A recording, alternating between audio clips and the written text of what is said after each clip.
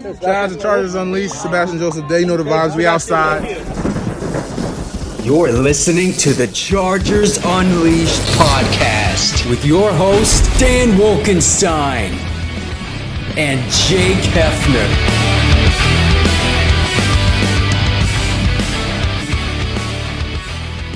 Welcome to another edition of Chargers Unleashed. Jake Hefner and Dan Wolkenstein here with you from the LAFB Network. Today's show, of course, being brought to you by BetOnline, Charger Bull Family, Rock Solid Sports Memorabilia, and Athletic Greens. If this is your first time tuning into the show, make sure to hit that like and subscribe button on YouTube. You can also follow us on Facebook, Twitter, Instagram, Spotify, and Apple Podcast.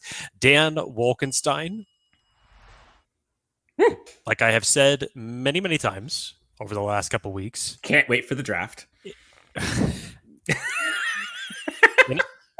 In addition to that, what I have also said, it's amazing how the narrative just shifts from week to week, depending on if your team wins or loses a game, and how quickly things can turn around for an NFL team as the attitude of an NFL fan base. The Chargers, Dan, as you said earlier on this week, as we recapped the Miami game, Chargers playoffs essentially start today, this week. Big matchup coming up. Tennessee Titans coming to SoFi. Big matchup for the Chargers. We know the talent that's coming from Tennessee. We know essentially what their game plan is. It's very simple. But we got a lot to break down in this one from both the offense and the defensive side of the ball. Dan Wolkenstein, first and foremost, happy Thursday to you. How are you doing? Happy Thursday, Jake. Happy Thursday, friends and family. Welcome to Chargers Unleashed. I'm doing great, Jake. I'm doing wonderful. I love that we are in meaningful football in December. Looks like some folks are getting healthy, although there are rumblings that there may be some injuries we don't know about. Who knows? We don't want to speculate until we find out more information. But just everyone hope to get healthy.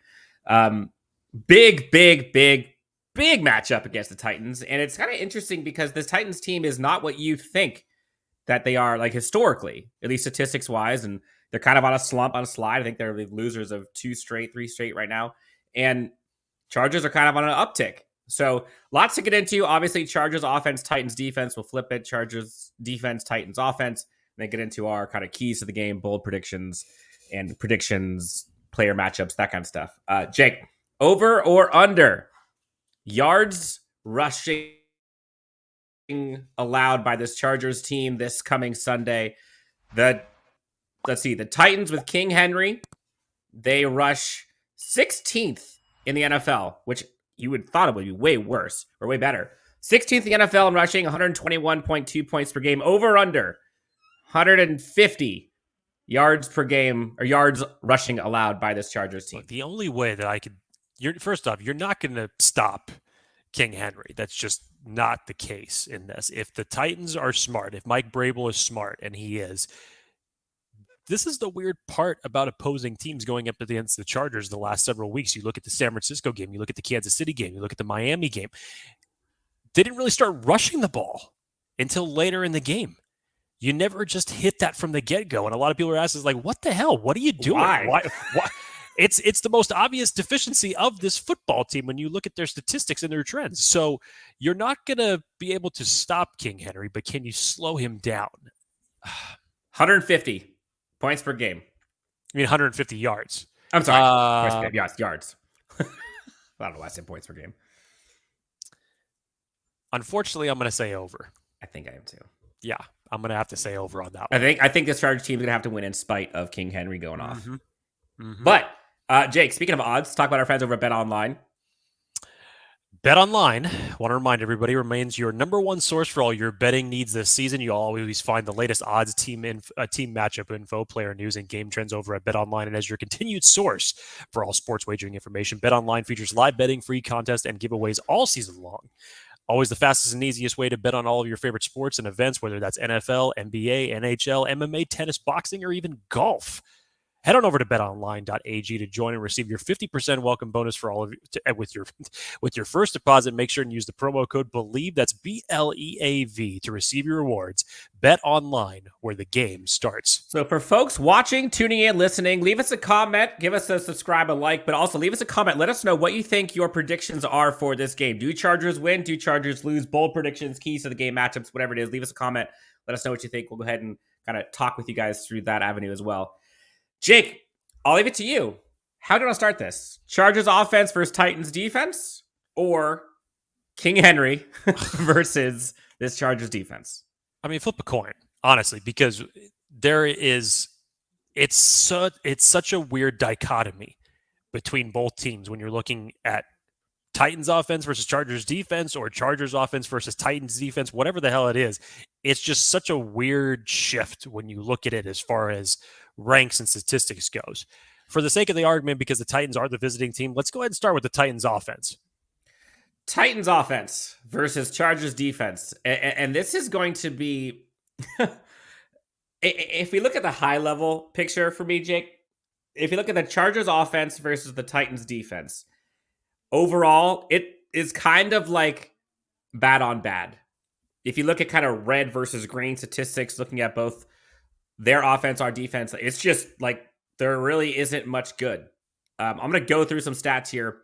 Yards per game, Titans are 297 yards per game, ranking 29th in the NFL, 29th in passing yards per game, 29th in sack percentage allowed, 25th in third down percentage, 19th in red zone touchdown percentage, 26th in points. And Jake, they have 0 fourth quarter comebacks. Zero. Chargers have 4, by the way, which ranks them dead last, obviously. But like, okay, cool. Chargers can feast. Awesome. Sounds great. All those are bad. Okay, well, Chargers defense, as we know, 25th in yards allowed. They are 28th in rushing yards allowed. Not good. 28th in scoring. Not great. 24th in hurry percentage. Not good. 28th in pressure percentage. Not good. 29th in quarterback hits. Not good. 25th in third down percentage allowed. 28th in points per, like, these are all bad. 24th in tackles for loss. 27th in sacks. Like, all bad. All bad. So on this side of the ball, Jake, it's like, who's going to be, you can look at it as who's going to be the worst of the worst or the best of the worst. So Titans offense isn't great. The rushing game, even with King Henry, is middle of the road at best. Why? There's a whole bunch of question marks on the injury report for this Titans team. Like, the list is long of folks who are not currently practicing. Like, Treylon Burks is on that. Derrick Henry is on that. Jeffrey Simmons is on that list. Who knows if they'll play? But this side is going to be kind of sloppy. And I don't know. Like, this side of the ball is going to be like, oof, on both sides. Oof. Other than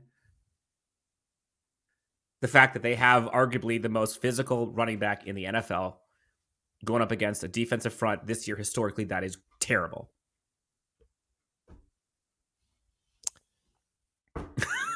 Like what else am I going to say? Like I said, I mean, the Chargers' focal point of this game in terms of how they're going to scheme their defense should be very simple. And I believe it was Nick Cothrell from Sports Illustrated who put out the article as far as the objective to slow down King Henry and not allow him to get going. One way you can do it is you could start off fast offensively, get points on the board. It's a backwards way of taking away the Titans' run game. If you can make them play catch up, they're still going to play their version of ball, but it may not be at the clip that you normally would be running with the Tennessee Titans if they were playing with a lead. You saw everything turn on its head last week in the Jacksonville game when Derrick Henry fumbled and the Titans just could not recover offensively to get back in that game. Otherwise, from the statistics standpoints, Dan, like you mentioned, you would think with a running back like Derrick Henry that he would be much higher from the statistics standpoint, but you go back and you look at some of his games over these past, 4 or 5 weeks, and the Titans are on a 3-game losing streak as it stands right now. A number of those games, he has not eclipsed 100 yards. But again, we're talking about, well, he hasn't played the Los Angeles Chargers yet, which their reputation is giving 100-yard rushers just out like candy to much lesser running backs as well. So how do you do this? Interesting point of contention, Dan. You and I were, you know, my buddy John, who's a big Titans fan himself. I was actually out with him at Disneyland on Tuesday. We were talking about this game. We were powwowing about this game.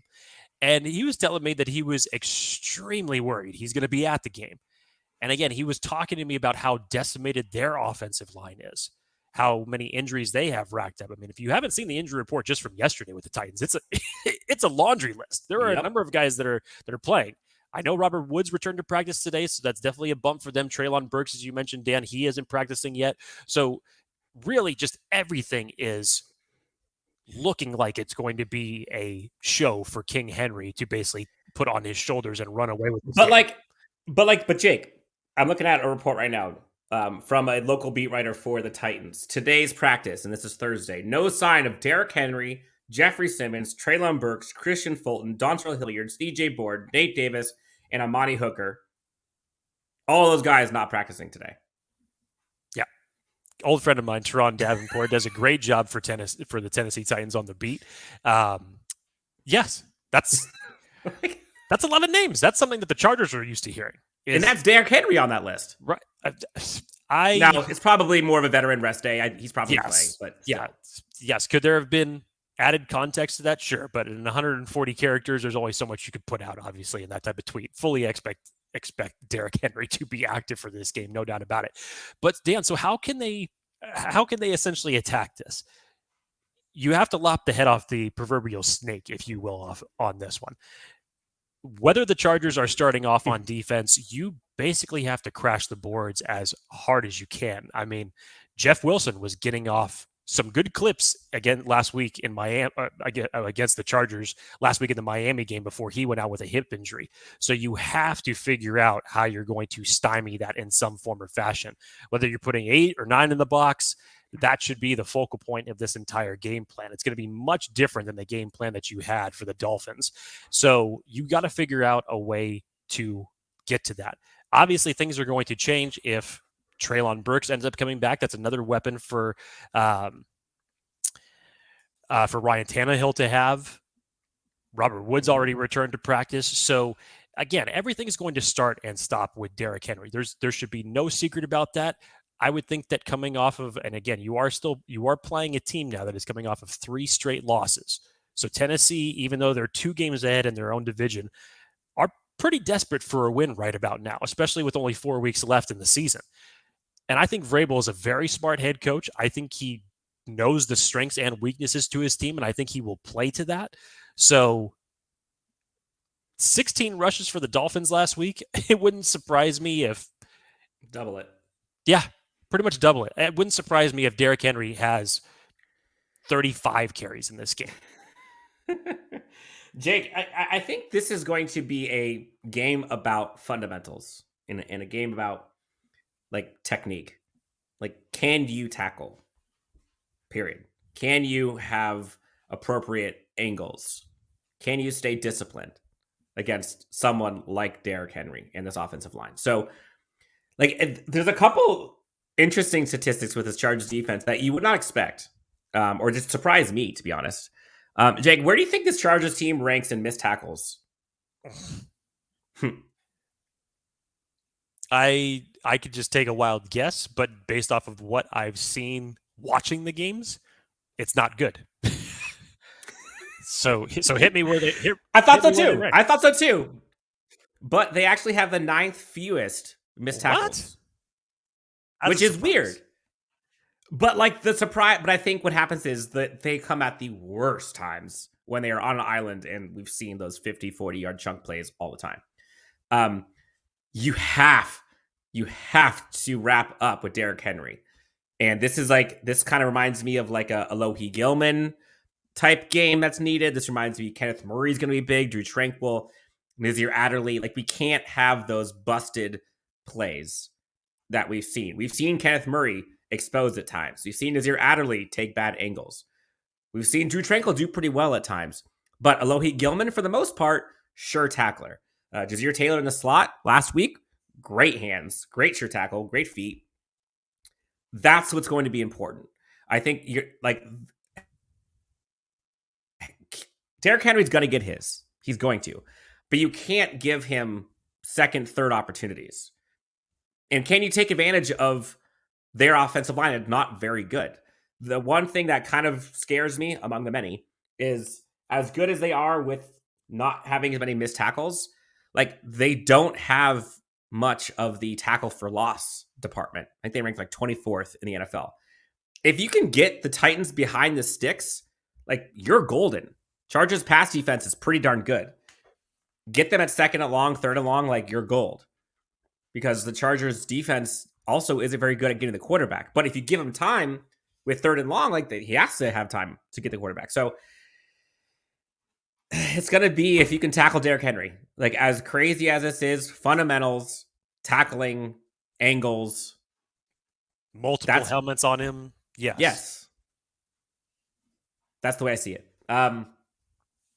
Anything else? I mean, we could go into all of like specifics and everything, but like this side of the ball, it's just like we know this story. It's the cut storyline and dry. It should be obvious. Chargers all defense. Yeah, it's cut and dry. It should be completely obvious. There should be no secrets here going into this game on what the Chargers have to do to slow down this Titans offense. Will they? That's the big question. It was the same thing. Honestly, it was the same thing going into that game against the Dolphins. Like, we knew what we were going up against. We knew what they were going up against. Excuse me. The idea is, can they do it? They developed a fantastic game plan that has been talked about all over sports commentary all week to devise against the Dolphins. Can they do something similar for the Titans? Who knows? Do they have the personnel for it? Do they have the coaching staff for it? We'll find out. Jake, before we get to the Chargers defense, or excuse me, Chargers offense versus Titans defense, I'm feeling pretty good today. I feel pretty great. I feel energized. Although I didn't get much sleep, I feel great. Lots of vitamins and minerals have been coursing through my body thanks to Athletic Greens and AG1. Let's talk about our friends over at Athletic Greens who are helping folks stay healthy all day, every day. Well, as Dan mentioned, he's feeling great. As everybody should be feeling great. For if you have not tried out Athletic Greens, make sure that you do it. Me, myself, for a guy that's pushing 40, likes to keep in shape, but is not the best when it comes to diet. I need as many vitamins, minerals, vegetables that I can possibly, fathom. And I've done all of the whole veggie shakes, and, somebody will throw a kale leaf in there every now and again.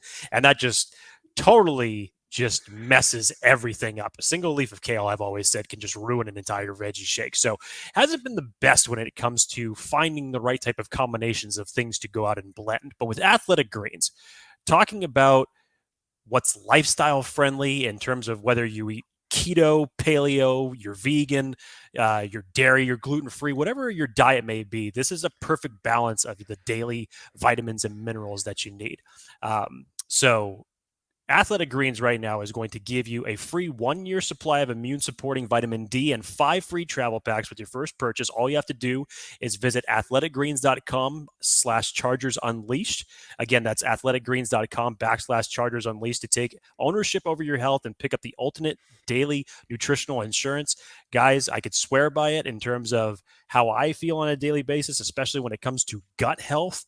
It has definitely helped me. I've been taking it now over about 2 months.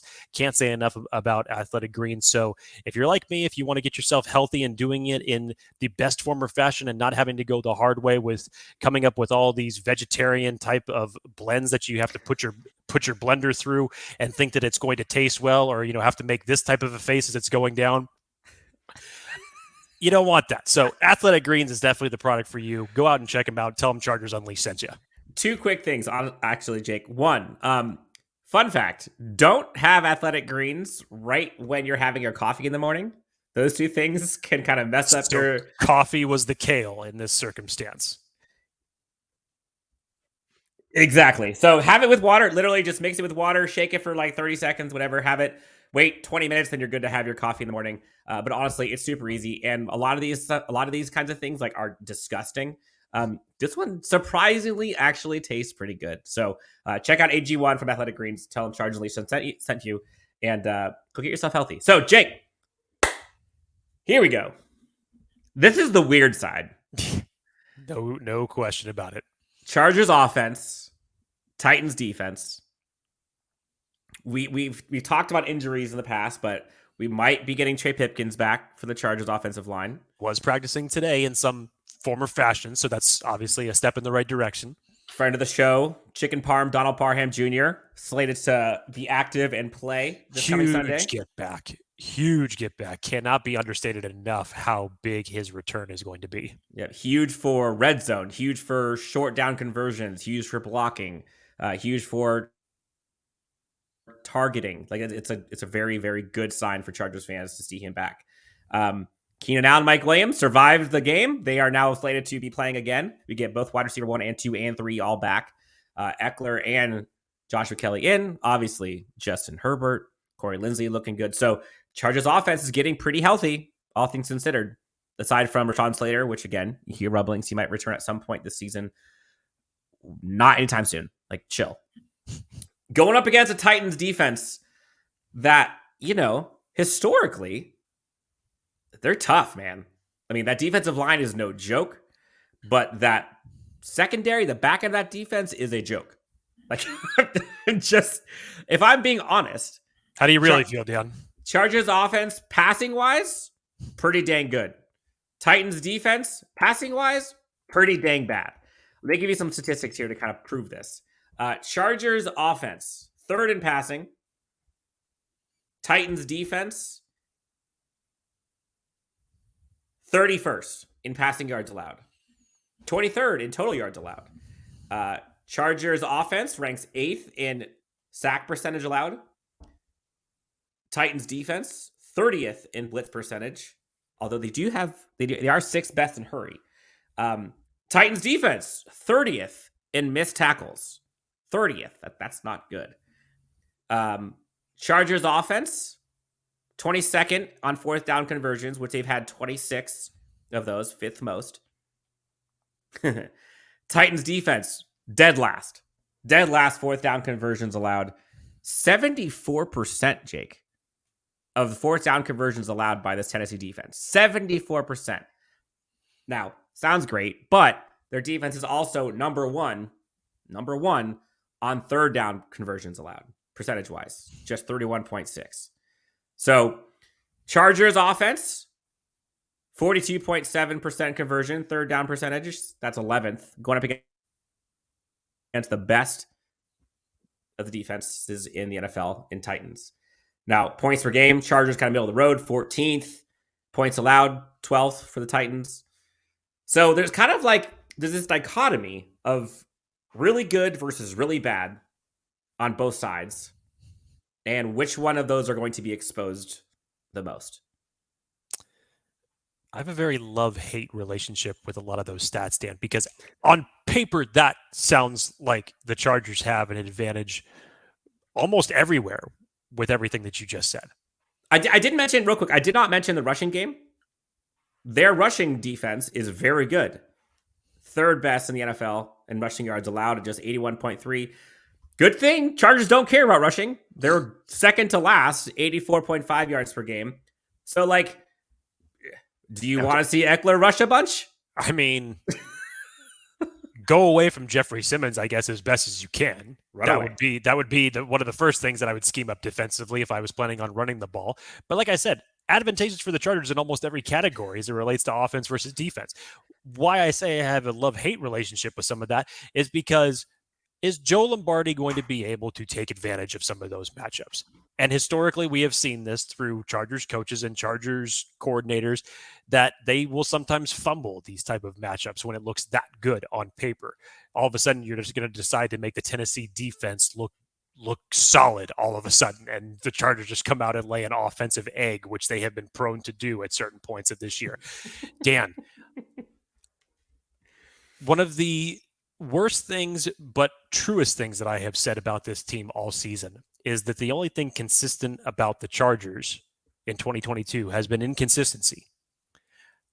I am hoping that after one of the worst coaching performances that Joe Lombardi and Brandon Staley put out there against the Las Vegas Raiders, to then come back and put one of the best performances from a game plan perspective that they put together for the Miami Dolphins, and that's on both sides of the ball. Can you build off of that? You have your offensive weapons back. Can you play to Justin Herbert's strengths? More play action. Look what he did outside of the pocket last week. 10 for 11 for 147 yards and a touchdown. You're moving the launch point, essentially, as a lot of people have said. Confusion to the defense. Don't just have him sit back there in the pocket. I don't even care for the fact that Trey Pipkins could possibly be coming back for this game. do not have Justin Herbert remain a simple stationary target and have him take 5 and 7 step dropbacks this entire game. That's not what's going to benefit this quarterback. It's not what's going to benefit this offense. And you're taking away some of the biggest traits that you can in terms of how to attack a defense offensively when you have a quarterback of Justin Herbert's caliber. So my question is, Dan, it's like we just saw that. And a lot of respect and praise needs to be given for that performance. The biggest question here that everybody else now has, and most people, it's not the fact, can Justin Herbert do it or not? It's the fact, can you trust the coaching staff to build off of it? Do you? I'd have to see it for more than 1 week. I honestly would. And even last week wasn't flawless. What you did in the red zone was not flawless. You still left a lot of points on the board, specifically with the first drive. 15 plays was a great drive. You come up empty. Later in the game, it's you can't leave points like that on the board. You just can't. When you're moving that well between the 20s, there's no excuse for leaving plays on the board. So I don't know what has happened to the Chargers this year in the red zone, but when it comes to play scheming that they choose to roll out in the red zone, there are just so many head scratchers to where they're either settling for 3 points or going for it on unsuccessful fourth downs. So if you're to ask me at this point today, do I trust it? The answer is no. I'll be honest with you. No, I don't trust it. I would need to see some consistency. I just don't see how Lombardi and Staley could walk away from the job that they came with against the Miami Dolphins game and think to completely go with something different. Not to say that you don't scheme up for different teams in different ways, but just as a whole, getting Justin Herbert out in space and what he can do with the football when he runs bootlegs like that, you can't downsize that part of the game. You just can't. You can't downsize it. But do you think against this team with this defensive front, do you think they can execute it? I think you could execute it. Yes, I do. And again, we're talking about a multitude of different things. It doesn't have to be RPO every play. But if we're worried about Jeffrey Simmons, if we're worried about some of their edge players, why wouldn't you take this? I mean, again, offensive line still gave up a number of sacks, number of pressures last week. As soon as Justin Herbert got the ball out of his hands, he was getting hammered. But why wouldn't you still take that same approach to have snap, ball get out? Even if it's check down city, I don't care, because eventually it's going to set up something down the field later on in the game. But if it's moving the sticks 5 yards here, 8 yards here, and you're keeping your quarterback upright, who cares? Who cares if it's an efficient game plan? And this is, I think, where I think me and probably lots of Chargers fans are wanting to and are like imploring, please, Joe Lombardi, like give us some adjustments and creativity. And we saw some of that. We saw some of that last week versus Miami. But then it kind of fizzled towards the end until Justin Herbert continued to go God mode and kind of make up for it. You saw some of the rollout stuff. You saw some of kind of the bootleg play action. You saw some of the quick screens, quick passes. Some people hate those. Some people love them. But they're efficient when they work. But what you also started to see, Jake, was them taking what the defense gives them and making things easy, not making things harder than they need to be. I went back and watched the game, Jake, and there were so many times that throughout the year that Chargers offense, wide receivers on either side, have given up like 10-yard cushions by the defense, yet the Chargers like refuse to just throw quick outs, like refuse, where they can get 5-8 yards a pop every time. It's like free money, and the Chargers offense just refused to do it. Last week, you saw them do that. You saw Josh Palmer, Keenan Allen, Mike Williams, all three of them catch some of those routes. We're like, all right, I'll take 6 yards. Fine. I want to keep that. I also want to see it's clear, Jake. So much of the defenses now are just banking on these quick passes for the Chargers, and they're just baiting, just like sitting on it. The second Justin starts throwing, they go after it. They click. I'm not saying I want to see play action, pump fake for 50 yards, but give me a couple double moved, give me a couple like design quick pump fakes. Give me a couple like nuanced creativity with that, where you get the defense to all rush forward. You could throw it over the top of them. There's so much potential there. And maybe this Chargers offense has waited this entire season until week 15 and they decided now's the time we're going to get creative. Who knows? Doubtful, but maybe. I want to see more of that. And I want to see them make life easier for Justin Herbert in this offense, period. I guess the question for you, though, is related to the Chargers rushing attack.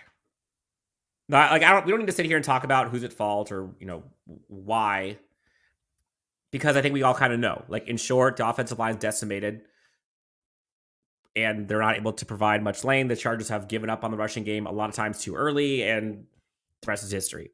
Or they've been behind, they can't rush.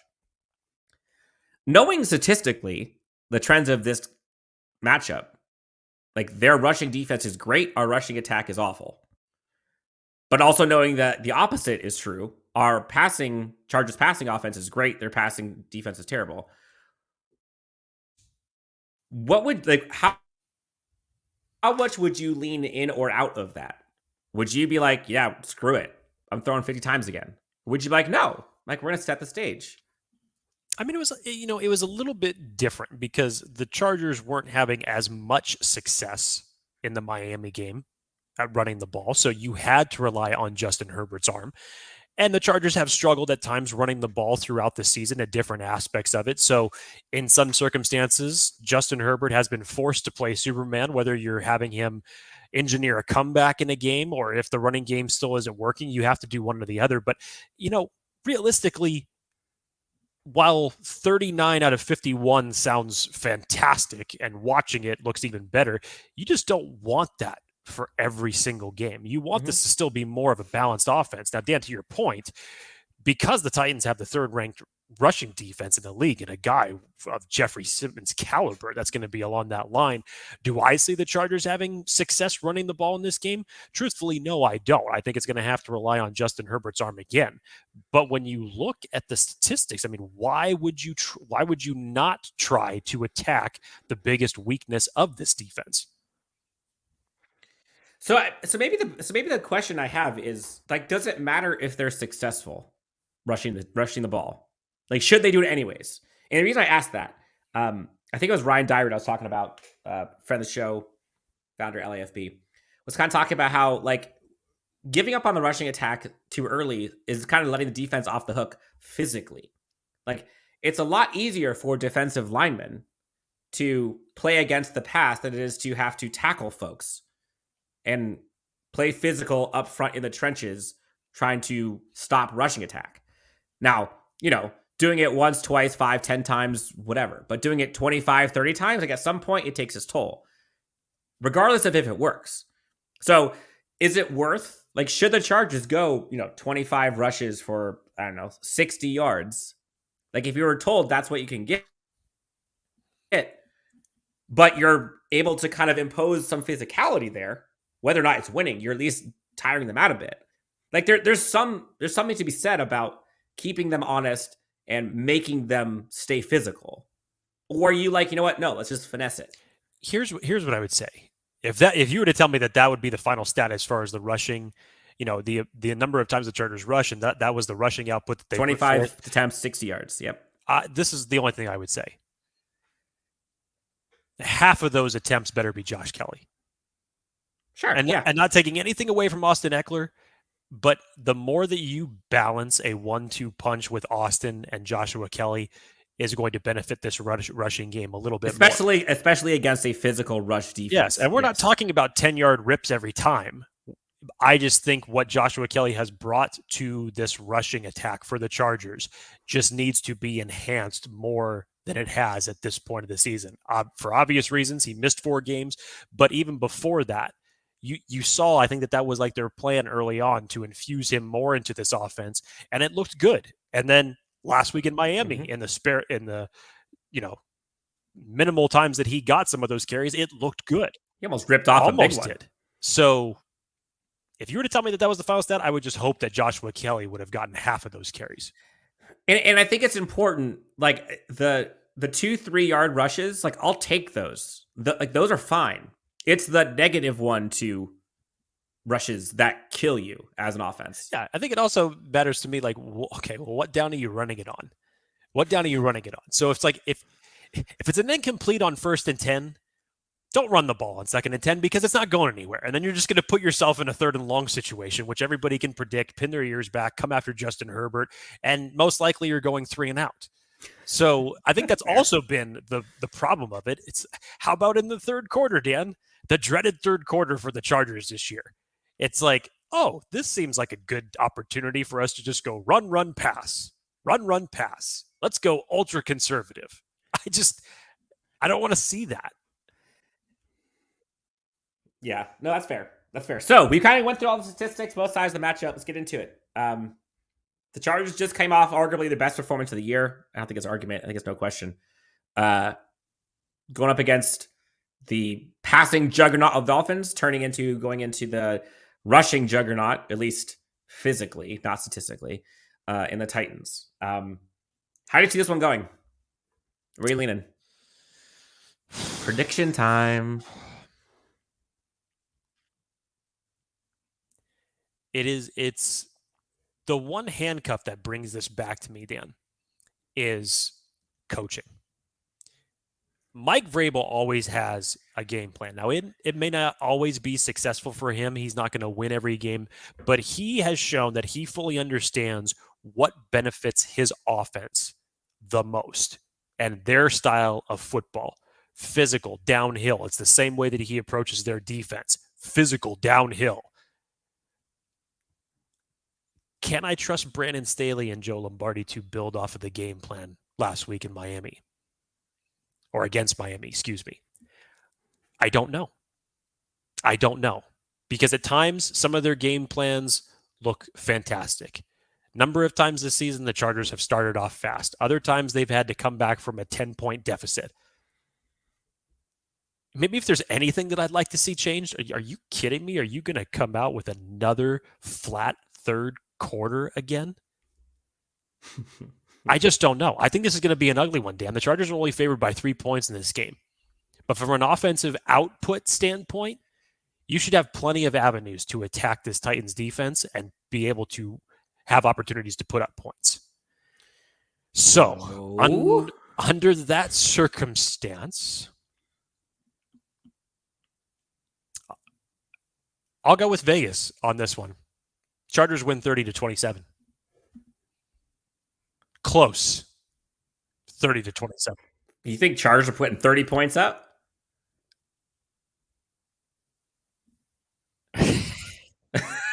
Okay.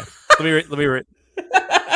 This is what I'm saying. Everything is so misleading about the stats. Okay, let me just I'll pull it back a little bit. I mean, we did see what I was gonna say. You're good. You're looking like me. I mean, when's the last time Chargers got 30 points? I mean, true statement there. Okay, so nice job. I mean, Jacksonville just hung up 36 on them, so it's not like completely unfathomable that you can't score 30 points against this defense. But okay, for the sake of argument, Dan, better check yourself. I'll go 24-21. Still a 3-point victory. Okay. Yeah, well, and I think that kind of aligns to the ugliness that you're kind of referring to of this game. Like, I don't think this is going to be a pretty-looking game. No Titans games are pretty-looking, at least from a finesse standpoint. If you love tough, rugged, in-the-trenches games, like this could totally be a Cameron Dicker last-second field goal type of game to me, 100%. Yep. But you have the Chargers going 2-0 in these last 2 weeks against 2 playoff teams, which is mind-blowing to me. But it shows how much I have influenced you these last couple of weeks. Like, I'm impressed with myself. I give myself like a pat on the back for turning you into an optimist in a week's time. It's great. So, let's see, Jake. Again, it really comes down to, can the Chargers offense overcome their deficiencies on defense? And that was the same issue that we saw last week. And the answer to that was yes, barely. The Chargers offense was able to overcome for the most part. Which even that is kind of a stretch. Like the offense still wasn't able to perform as good as we thought that they should have, given how good the defense was. The Chargers offense, one of these days is gonna click. Like simple statistics. It can't be bad for that long, week after week after week. So like, as much as I gave you shit for calling 30 points, I'm going over 30 points. What? Oh, I'm going over 30 points. You gotta stand in your take. You gotta own it. You can't be backpedaled by someone just asking you a simple question, Jake. Come on. Oh my God. Chargers are going to win this one. I'm going to go 34-27. You essentially coaxed me out of my predictions to then borderline hypocrite make your prediction. Yep. Wow. Yep. I feel like I just got bamboozled. You just got bamboozled. But I'm not doing it from a standpoint of like the Titans defense can get got. I'm doing it purely off of if I flip a coin and I hit heads 10 times, like at some point it's going to hit tails. And I'm banking on this point hitting tails. I think Donald Parham is going to have a big difference. I think it's going to help. I think they're going to take advantage of the Titans defense, especially in the air. I hope they just give me 2 pump fakes. 2. Just 2. So you're 2 pump fakes. So you're going ultra optimistic on this one if you're going over 30 burger. Yes, but well, optimistic on offense, not defense. Like I'm more concerned about this type of defensive game than I am last week's, because our Chargers secondary is good. The Chargers defensive front, like quite literally, other than maybe week 1, has never been good this year. So I think the Chargers offense is going to have to overcome this. As much as you want to talk about like, oh, the Chargers defense is needing ball again, like that's a tall task. It's a tall task for this defense to overcome that guy. But no, the Chargers are going to give up like 350 yards passing around Tannehill with some no-name folks. So who knows? That sounds very Charger-esque. So I got the Chargers winning this one 34-27. It's going to be a fun one. We got into the keys. We got into the who's going to win, the matchups. Bold prediction time, Jake. Last part. Bold prediction.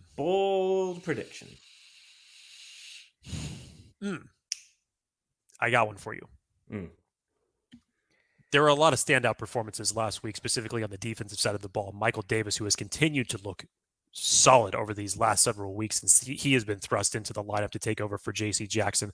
It's just a testament to the off-season work that he has put in. You could definitely see the improvements from 2021 from him in the time that he has played this year.